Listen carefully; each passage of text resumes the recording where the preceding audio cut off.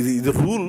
కానీ దీన్ని మనకి ఒక చిన్నపాటి ఉద్యోగికి ఇబ్బంది వస్తే మాకెందుకులే అని చెప్పి వదిలేస్తాను. నేను వచ్చినప్పుడు వెరీ క్లియర్ కట్ ఇన్స్ట్రక్షన్ ఏమి ఇచ్చానంటే, ముఖ్యంగా మహిళలకి ఇబ్బంది లేకుండా చూడండి, ఎలాంటి వేధింపులు ఉన్నా కానీ చాలా బలమైన చర్యలు తీసుకోండి. అది ఎట్టి పరిస్థితుల్లో that's one uncompromising approach this government is intended to take it forward.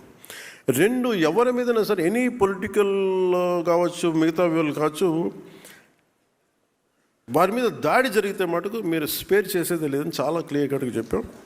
ఉదాహరణకి ఉమ్మడి కడప జిల్లా గాలివీడు ఎంపీడీఓ శ్రీ ఆల్ఫ్రెడ్ జవహర్ బాబు గారి మీద ఒక పార్టీ నాయకులు దాడి చేసాం. స్వయంగా వెళ్ళి నేనే అండగా నిలిచాం. ఇది ఎందుకు చేశామంటే, ఇది మా మినిస్ట్రీ కింద ఉన్నప్పుడు, సంబంధిత శాఖ మంత్రిగా ఉన్నప్పుడు మా పర్యవేక్షణలో ఉన్న అధికారి మీద మీరు పల్లెత్తు ఒక మాట అన్నా కానీ we will take it very seriously. We will not gonna spare anybody.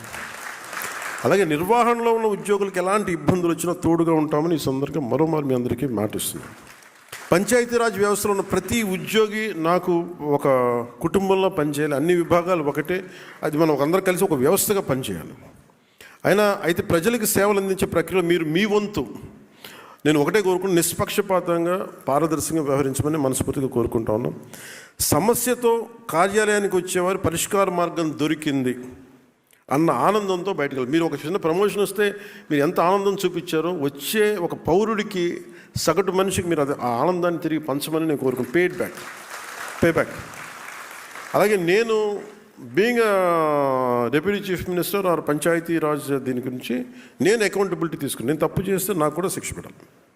మన అకౌంటబిలిటీ నుంచి నాతో సహా ఎవరు కూడా తప్పించుకోలేరు. సో దీన్ని మనం మనస్ఫూర్తిగా ముందుకు తీసుకెళ్ళాలని నేను మీ అందరికీ కోరుకుంటూ